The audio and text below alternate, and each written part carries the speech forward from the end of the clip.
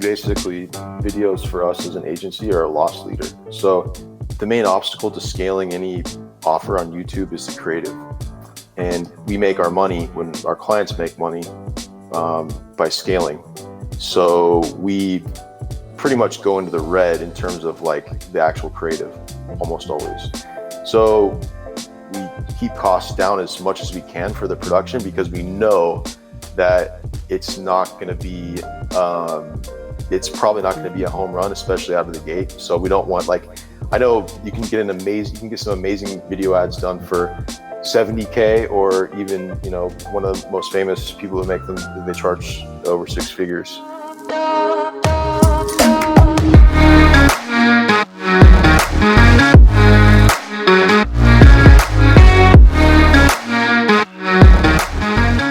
You're listening to the Rich Ad Poor Ad podcast, where we break down the financial principles that rich advertisers are deploying today to turn advertising into profit and get tons of traffic to their websites without killing their cash.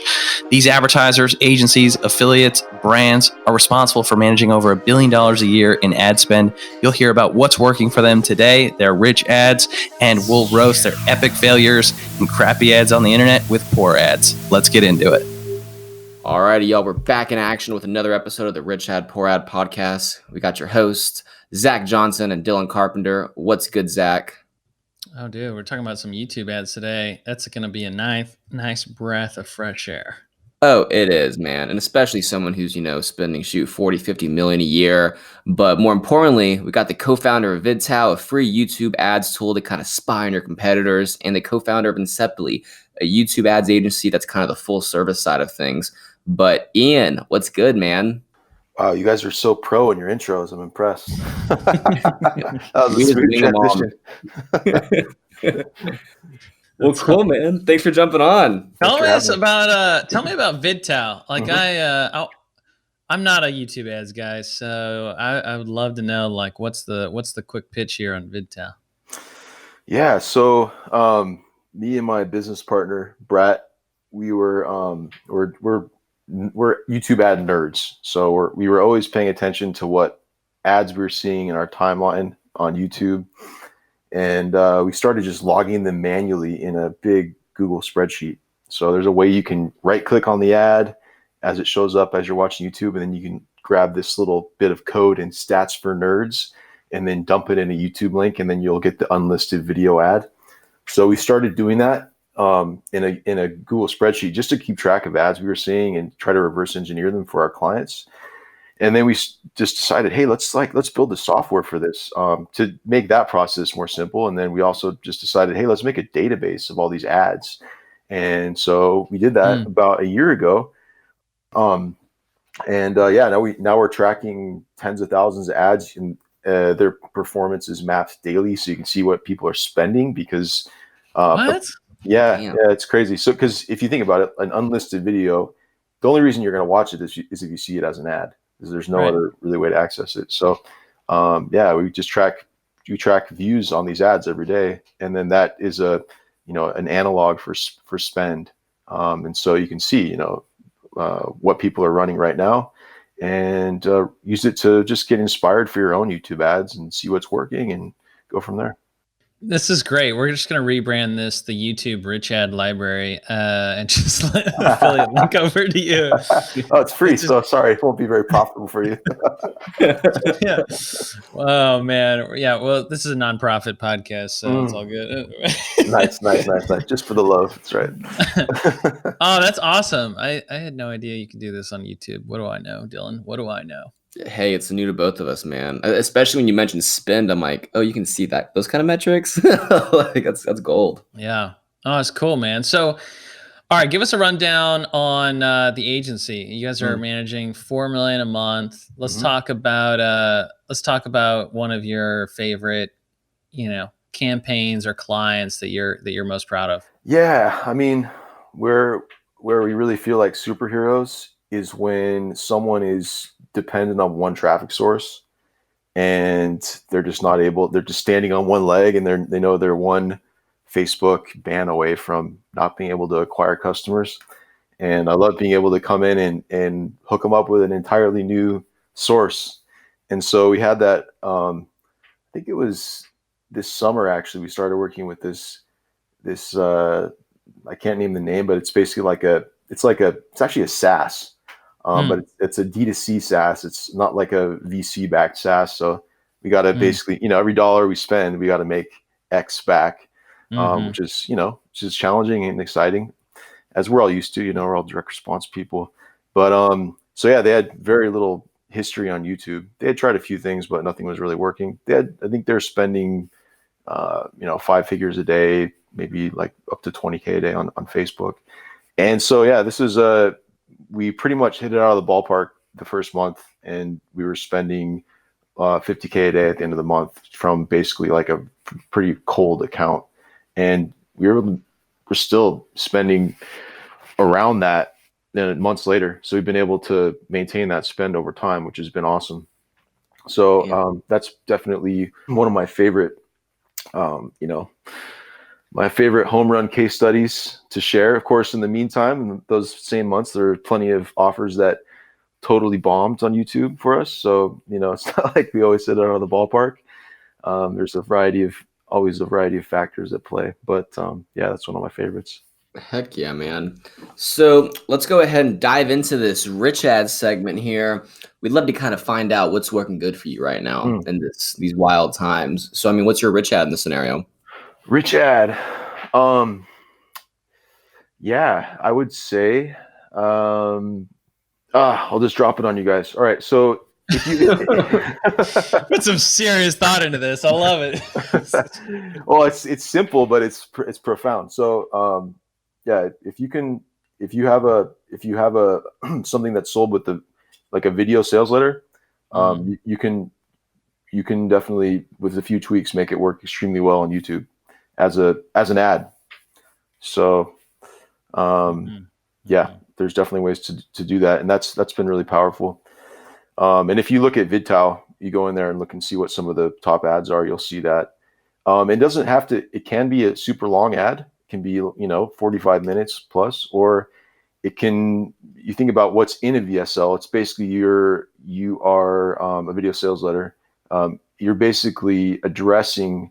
It's a complete sales argument. So you're addressing, you're agitating, you're providing a solution, you're overcoming objections, and depending on how common the product is or how cool the product is, that can all happen within 5 minutes, or maybe if there's a lot more product differentiation that needs to take place, then it might take a bit longer than that, depending on the stages of awareness, like the Eugene Schwartz models that I can't recall off the top of my head right now, but I think it's okay. They've quick been Google recalled. search.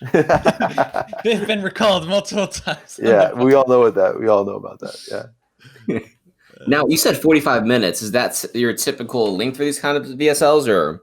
It can be. That can work. That's what people find shocking, is that you can run really long ads on YouTube. As I'm talking about in-stream ads where you're going to go watch, cat video compilation number 3, and this 45-minute video pops up in front of it, and you end up watching it.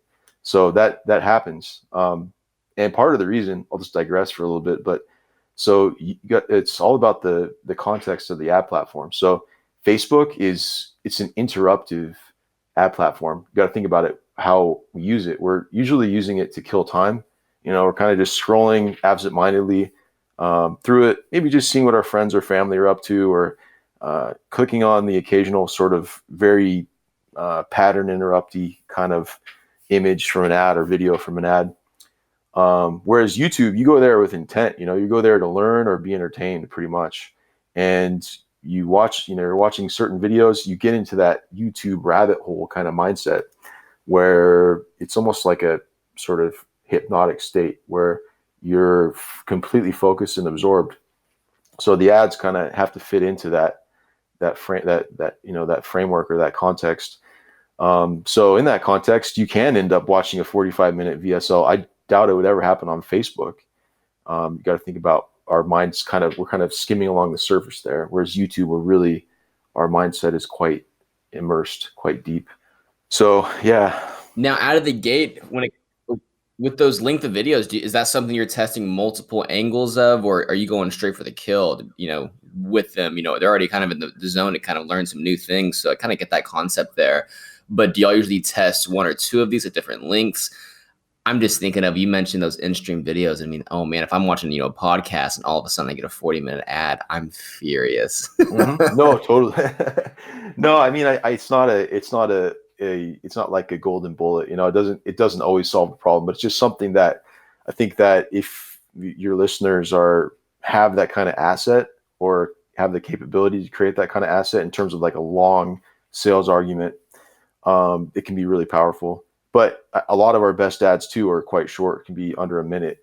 So it just really depends. And again, it's the cliche, but you have to test it and see how it does. What's the most you put behind one of these VSLs? And then, possible revenue wise? Oh, you mean ad spend? Yeah. Oh, yeah. I mean, 7 figures for sure. So Ooh. seven. Oh, I mean, actually, no, like 8 figures. Yeah, for sure. So, not my money, client's money. And, and actually, yeah, actually, one of these, I was talking to this particular client just a couple weeks ago, and he moved into a very exclusive area, probably one of the most exclusive areas in the country, and bought and bought like an insane house, just as a result of this exact situation. So a really good VSL and some good, some very good media buying behind it Heck on yeah. YouTube. Yeah, so that's my that's my brag story right there. Hell yeah. How long can you usually run these for? Do you notice creative fatigue? I don't know too much Oh on the yeah, YouTube side. I'm just, 100%. yeah.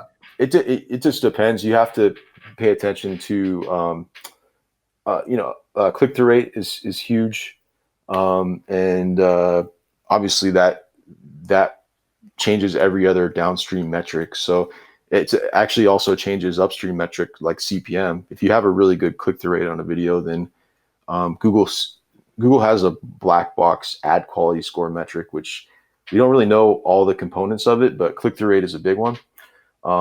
So if you have a video with a really good click through rate and it's congruent with what's on the actual next page, then that's as reflected probably by something like bounce rate or something like that. Then that's going to allow you to. They're going to charge you less per CPM, so you're going to pay less per impression. And from there, and then this is another point, actually, not to get too out in the weeds, but so yeah, these VSLs work great, but actually they're not optimal, to be honest. If you think about it, just imagine how much money in 45 minutes, if you're on, which is close to the average session time on YouTube, it's about 45 minutes. They could be showing you, I don't know, 20, 30, 40 ads probably, so you're going to be paying higher CPM for a longer ad like that. So we like to try to, if we can, get a shorter, compact video if possible. But sometimes, it just doesn't work as well. It just depends. Oh yeah, and I mean, test it, because yeah, if you can pull in 8 figures off one of these, I mean, hey, that's a gold mine there. For sure, for sure. Well, heck yeah, man, that's quite a good one there. Now, of course, we'd love to kind of dive into the not so great things, the more embarrassing tests. As we all know, not all tests win. So Yep. What's your ad in this scenario? Yeah, so I would say something that's interesting is that, you would think that the more higher production value videos would do better. You would think that, okay, all things being equal, if I had a nicer looking video that it's looks more professional, whatever, that's going to be a major factor in performance. So we actually, this past year, we've really invested a lot in building our live action video capacity. So we can produce full live action comedic video ads. So like super high, like cinematic quality video ads. And I mean, some of them work. And I know this from, our team being behind some other behind the scenes on some other videos. I won't name them, but similarly high quality and well done, funny, everything else, all the direct response elements at play. Sometimes they just don't work. So that's been interesting to see, and seeing how oftentimes simple videos with it all starts from the ad copy, just connecting with people on that level. That can be really, really powerful. So that's been interesting to see how sometimes these really entertaining ads that also, they're not just entertaining, they're like well done from a direct response perspective, sometimes don't work. So that's been interesting to see. Oh, heck yeah. Yeah. I mean, for a lot of the guests we've had on is, they'll take that professional video that costs, $15K to make. They'll put $10K ad spend behind it. And turns out the video they did for free performs 20 times better. So, I mean, based off this specific case, what's been the biggest loss there, considering, how much money they put behind it in ad spend, how much the video costs? Would you say it's, upwards of 20, 30K there, or is it usually a smaller kind of, budget there? When we do videos, videos for us as an agency are a loss leader. So the main in the sense of the main obstacle to scaling any offer on YouTube is the creative. And we make our money when our clients make money by scaling. So we pretty much go into the red in terms of like the actual creative almost always. So with that said, we're pretty, we keep costs down as much as we can for the production, because we know that it's not going to be, it's probably not going to be a home run, especially out of the gate. So we don't want, like, I know you can get some amazing video ads done for 70K, or even, one of the most famous people who make them, they charge over 6 figures, and then a percentage on the back end. And I'm not going to, I mean, they do amazing work, both of those companies. But that's a big chunk of change to lay out if you have no idea if it's going to work. So we try to hedge a little bit more on the side of testing more ideas versus trying to go all in on one massive production while still keeping the quality is as high as it can go, So, but in terms of your question, like how much was lost, not that much, honestly. Yeah, it wasn't a huge deal, especially because you got to think about at scale, what it comes down to, at least what we see, is we want to be 75% of our efforts in the creative side are dedicated towards iterating on a control, because it's hard to find a control, right? Like it's hard to find a winning ad that is wildly profitable. So it's kind of like you find that horse and you're riding it, and then obviously, like you mentioned, ad fatigue is going to set in at some point. So we always want to be testing new iterations of that, and that could be like reshooting the whole thing, same script, new actor. I don't know if you guys this is a great example, actually. Have you guys seen the Buddha power bracelet ads on YouTube? I don't think I have. Okay, well, I'm about to put a post up on our blog, VidTow, about this, and it's like, I mean, just to be honest, it's borderline unethical what they're talking about in these ads. It leads off with, I was living on the streets, and I was a junkie, and I met this old man, gave me this bracelet, and my life changed. But then I lost my bracelet, and my life was worse than ever.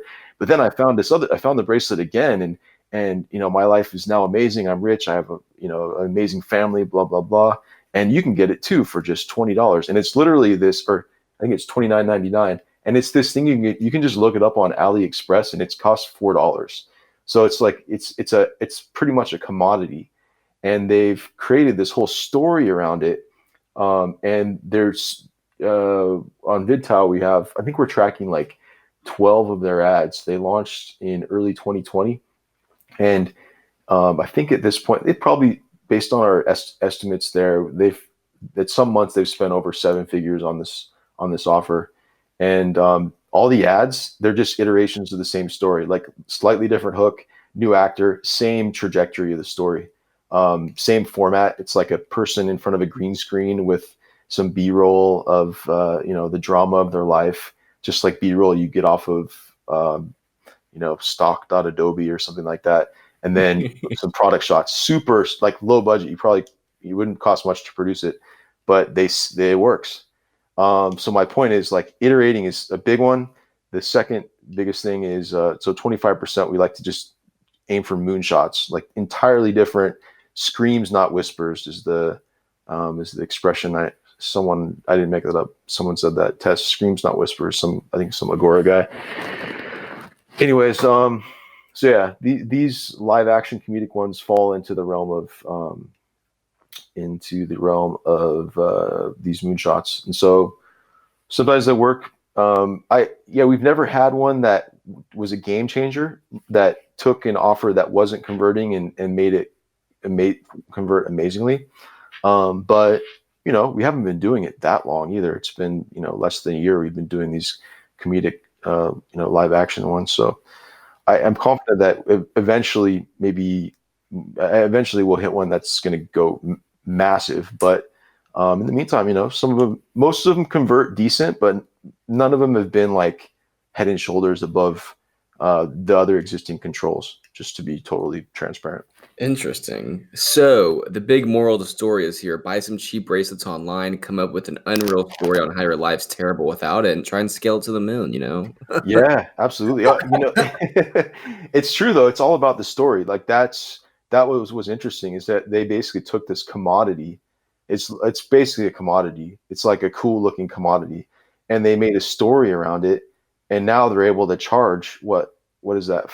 It's 8:30 at night here. My mental math is terrible, but that's like $4 into basically $30. So, that's where they marked it up. And if you look up you just look up feng shui bracelet on Google, you're going to see like hundreds of these things, all probably from the same factory in China, sold by different vendors, but they're able to sell it. It's crazy just because it has that story attached to it.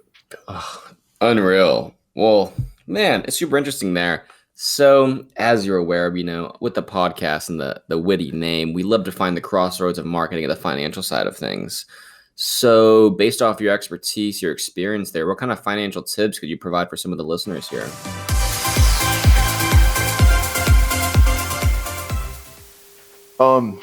Yeah, I would say, as a business owner or co-owner, invest in your people. Honestly, well, first find good people, which is easier said than done, but them when you find them, honestly, and just give them the space and also the structure to thrive in their zone of genius. And think, there's no way we would we would be like, there's no way we'd be where we are right now. That sounds like really presumptuous or like over the top, but I feel very happy with how we've been able to grow. And it's because, we have an amazing team, and it's all comes down to people. I always thought, like, back in the day, when I was getting into internet marketing back in the day, that it was going to be like I needed to do everything, like every piece of the puzzle. But it really comes down to partnering up and teaming up with the right people, and that's where the magic happens. I think it's like 2 + 2 = 8 versus it's not, or like 1 + 1 = 8, not like 1 + 1 = 2. So not like a specifically a financial bit of advice, but don't hesitate to properly incentivize your team. What are some ways you've incentivized your team to kind of, really invest in them and make them love what they do? Always identify their zone of genius and be willing to invest in support for all the stuff that is holding them back from that zone of genius. So it could be like hiring assistants for your people so that they don't have to do some tedious stuff that they don't need to be doing. Even if it's a little bit more expensive for you as a business owner. Always, like, never hesitate to, someone is if someone on my team is interested in learning something it's connected to our business, I just don't even hesitate to get them access to whatever program they want, and yeah, I mean, and don't just don't be stingy either. Just pay, pay what you can, and obviously within the realm of what works financially, but just think long term in terms of building a family. And I've seen it firsthand how some of our best people, there's only so many hours in the day, and other people will want to work with them.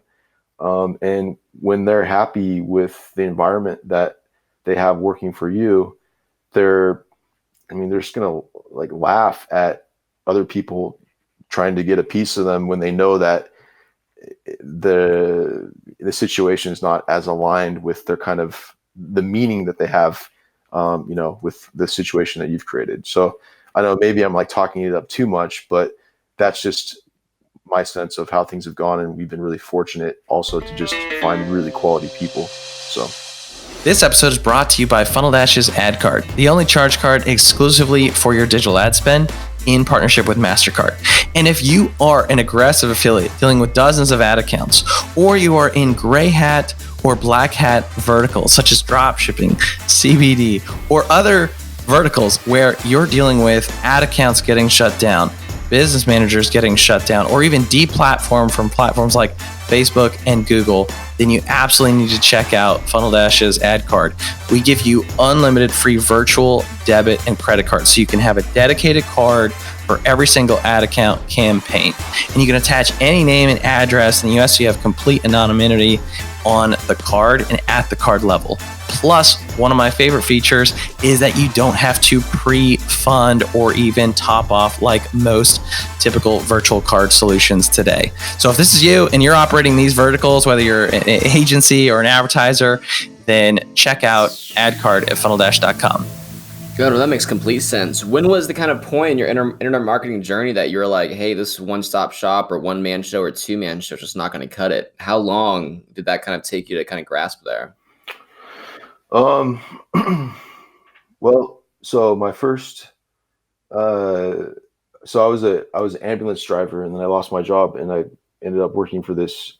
It was an instructional porn company.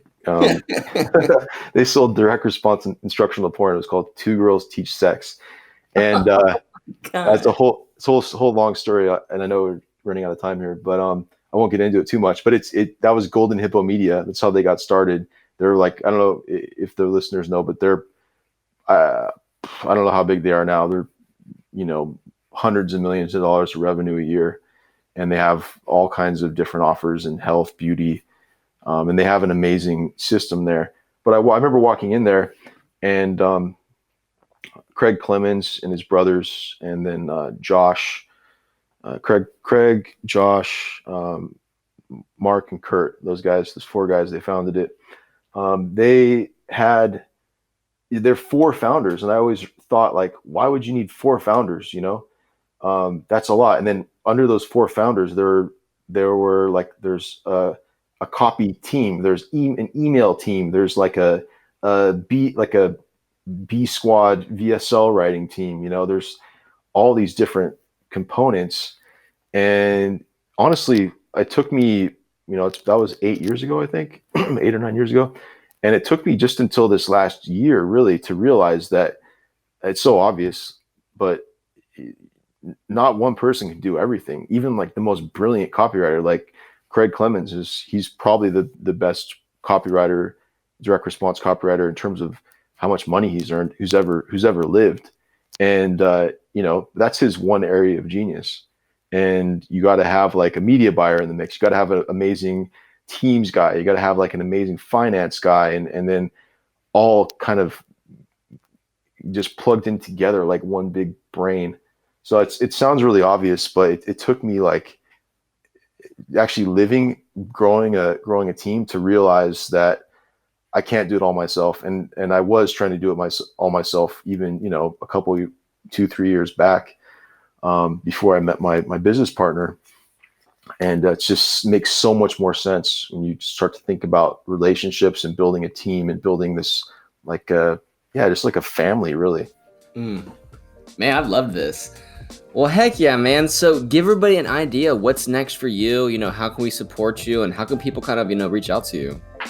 Yeah. So first of all, if you're at all interested in YouTube ads, just go to vidtao.com. It's our free YouTube ad spy tool, and check it out. Sign up. It's free, and I'll ask you some questions in the onboarding, and then you'll get free access to the software.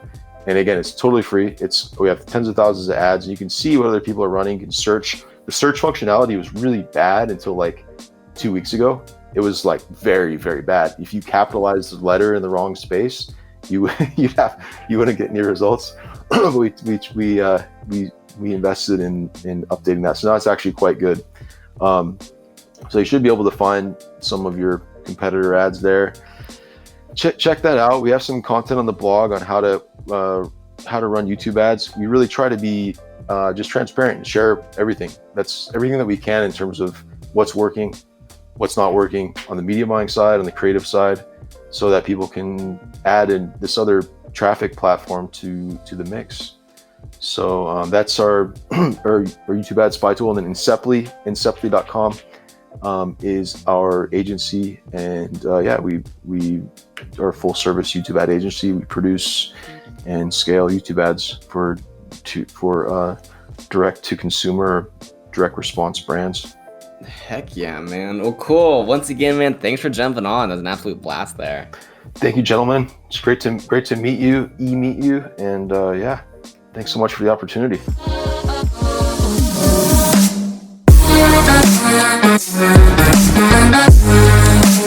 Thanks so much for listening to another episode of the Rich Ad Poor Ad podcast. If you're like me and listen to podcasts on the go ahead and subscribe on Apple Podcasts, Spotify, YouTube, and richadpoorad.com/podcast. And if you absolutely love the show, go ahead and leave a review and a comment, share with a friend. If you do, take a copy, screenshot of it, email me, Zach@funneldash.com, show me you left a review, and I'll give you a free copy of the Rich Ad Poor Ad book. To learn more about the book, go to richadpoorad.com. To leave a review, go to richadpoorad.com/review. Thanks again.